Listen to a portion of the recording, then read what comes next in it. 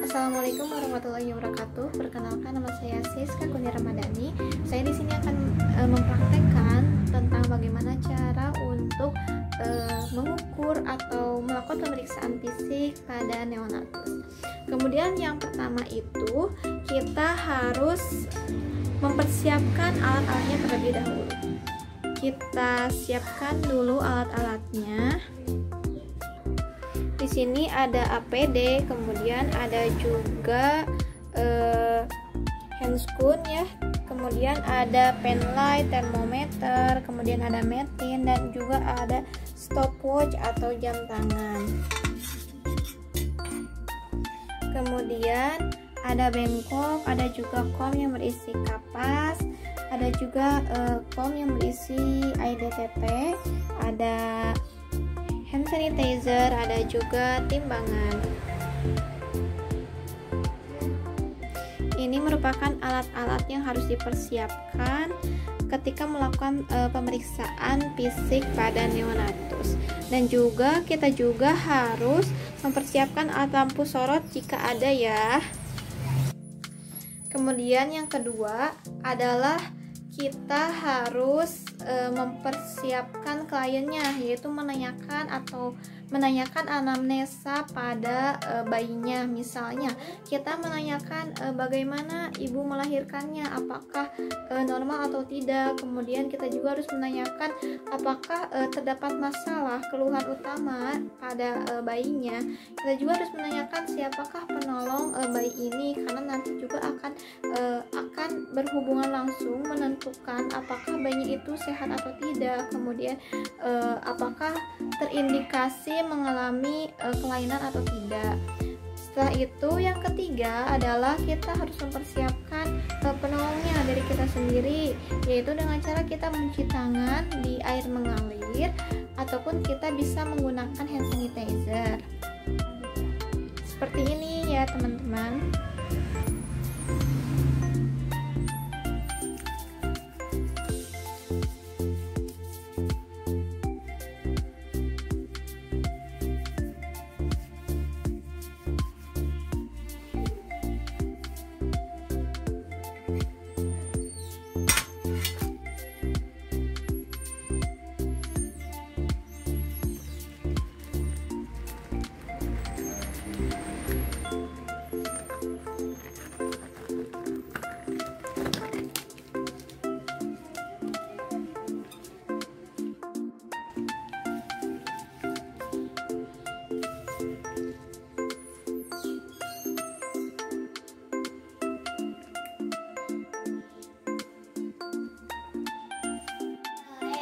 Setelah persiapan diri sudah siap, kita lakukan langsung pemeriksaan pada neonatus atau bayi baru lahir itu. Perhatikan video berikut ini. Pertama, kita mengecek suhu badannya terlebih dahulu. Kisaran suhu bayi yang normal adalah 36,5 sampai 37,5 derajat Celcius. Kita cek suhunya menggunakan termometer.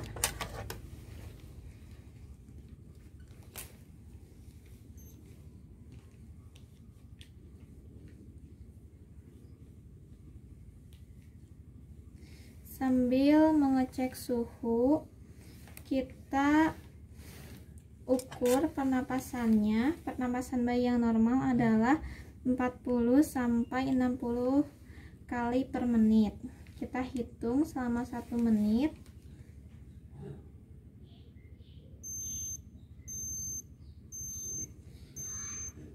Suhunya normal 36,5 derajat Celcius. Kemudian untuk pernapasannya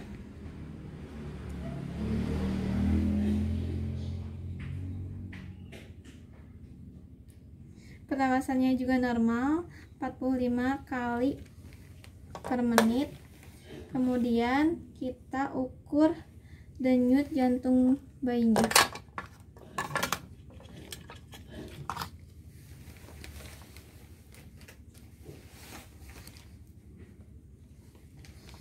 kita ukur untuk pengukuran normal adalah 120 kali 60 120 sampai 160 kali per menit. Kita hitung selama 1 menit. Untuk denyut jantung bayinya normal sekitar 120 kali per menit.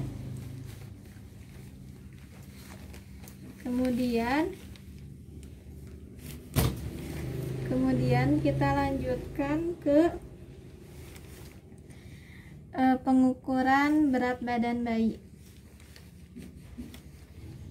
Bisa tidak perlu menggunakan panel karena bayinya sudah menggunakan baju. Untuk berat badan bayi yang normal adalah 2.500 sampai 4.000 gram. Kita lihat berat badan bayinya adalah sekitar 2.600. Kemudian kita lanjut untuk mengukur panjang badannya.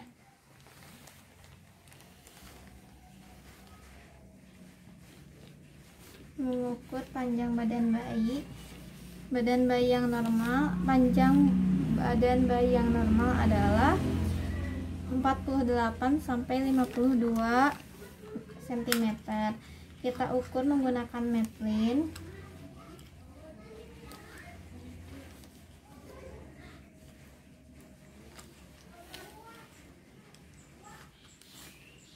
Hanya deh sekedap.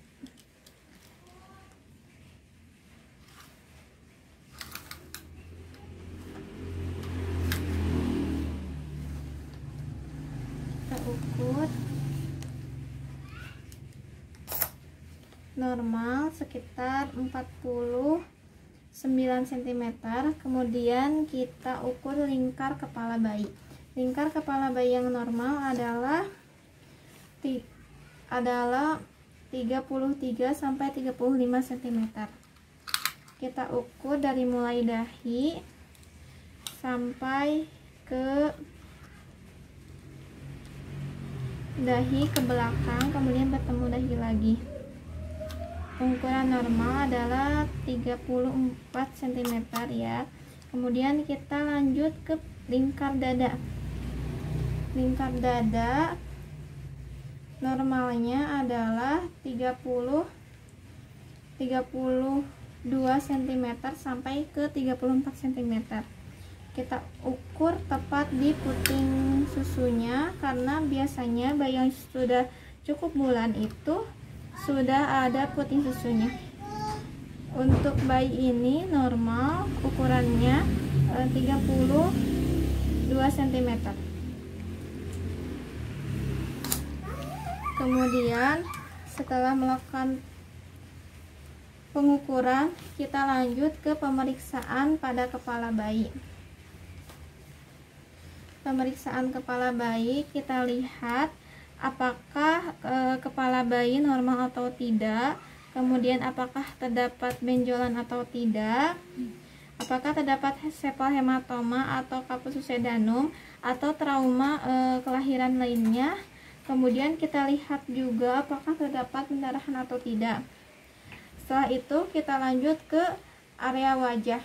Di area wajah kita lihat apakah simetris atau tidak, kemudian apakah terdapat trauma kelahiran atau tidak. Kita lanjut ke bagian mata. Di mata kita lihat pupilnya itu apakah normal atau tidak, kemudian kita bersihkan jika terdapat kotoran dari yang tidak terkontaminasi ke yang terkontaminasi. Setelah itu kita lihat juga apakah di mata itu terdapat epikanthus yang melebar atau tidak. Karena ketika epikanthusnya melebar, maka kemungkinan bayi mengalami sindrom Down. Setelah itu kita lanjut ke hidung. Dihitung, kita raba apakah terdapat fraktur pada tulang hidungnya atau tidak. Kemudian biasanya pada bayi yang cukup bulan, lubang hidungnya 2,5 cm. Jadi kita lihat pada bayi ini apakah normal atau tidak. Kemudian di area hidung juga kita harus melihat apakah terdapat sekret atau tidak. Setelah itu kita lanjut ke mulut.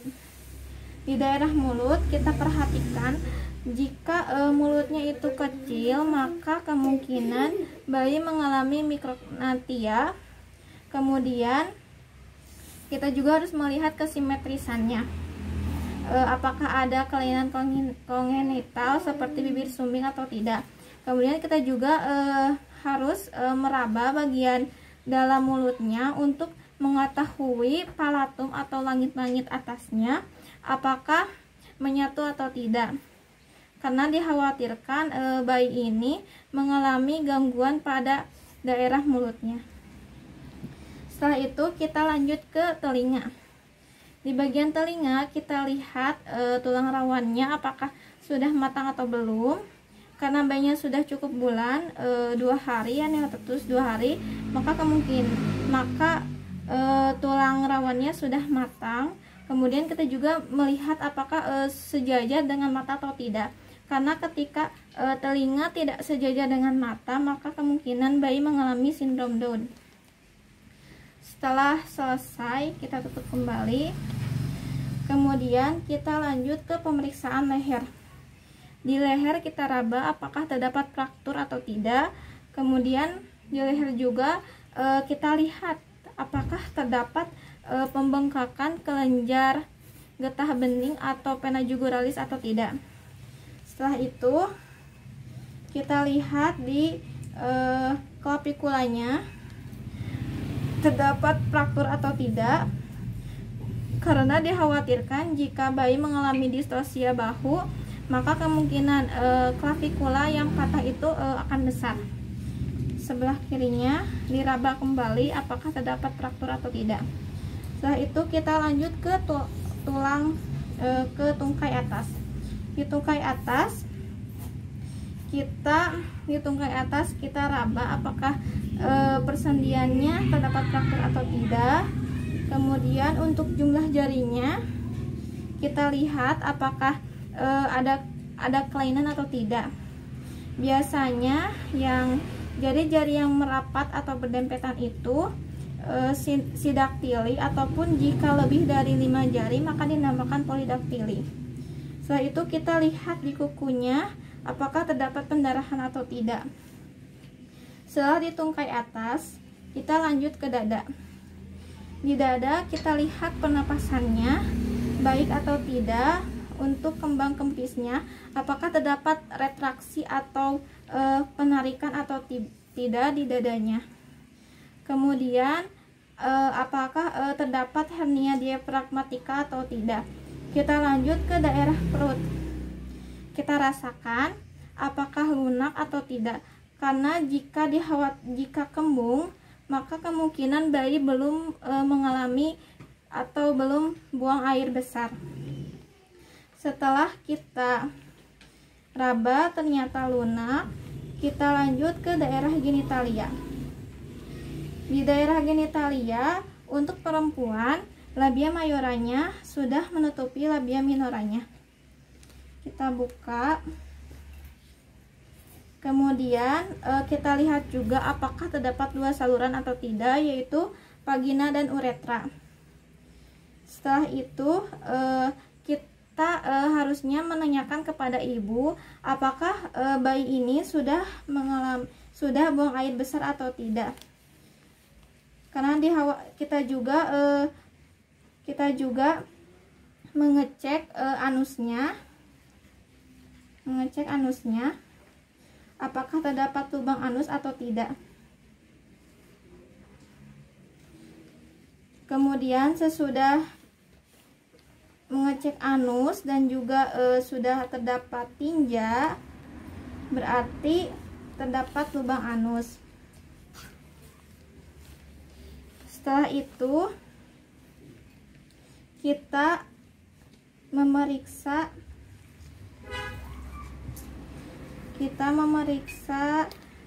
punggung, daerah punggungnya atau spinal. Kita raba apakah terdapat fraktur atau tidak di daerah spinalnya. ternyata tidak ada fraktur.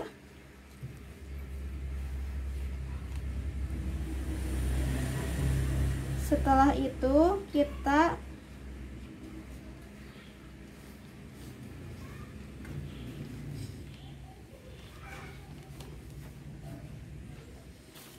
periksa di daerah tungkai bawahnya apakah terdapat fraktur atau tidak. Kemudian untuk jumlah jarinya tetap kita periksa apakah polidaktili atau sidaktili. Kukunya juga diperiksa apakah sudah ada atau tidak. Setelah itu kita periksa warna kulit bayi. Setelah pemeriksaan kita periksa warna kulit bayi tadi apakah terdapat tanda-tanda kelahiran atau tidak. Karena dikhawatirkan ibunya tidak mengetahui, maka kita harus menjelaskan tanda-tanda kelahiran tersebut. Kemudian apakah terdapat pernicaciosa atau tidak. Setelah itu kita lanjutkan untuk merapikan pasien. Karena pemeriksaan sudah selesai, kita lanjutkan untuk merapikan pasiennya.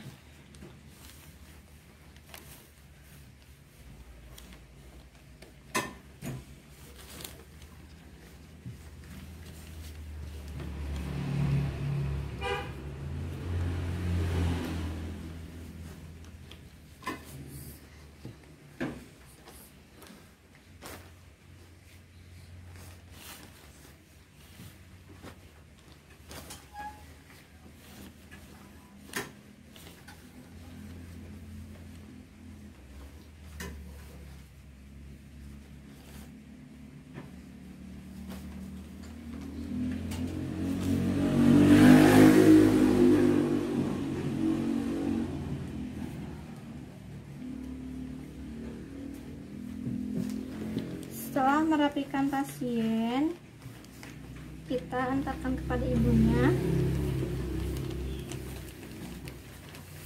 dan merapikan alat-alat yang sudah dipakai. Kita buka handscoon dan celupkan ke klorin 0,5%.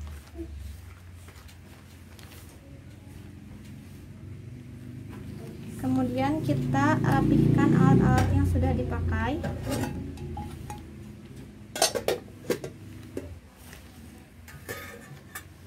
Setelah itu kita cuci tangan kembali.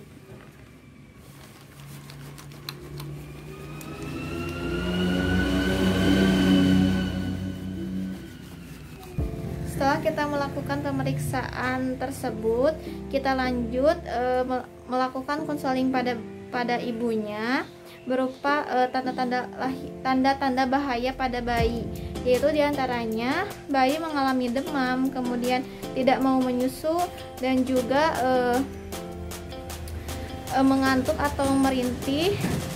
Bayi juga mengalami kejang, maka kita beritahukan kepada ibu untuk merujuk bayinya ke fasilitas kesehatan atau ke klinik bidan.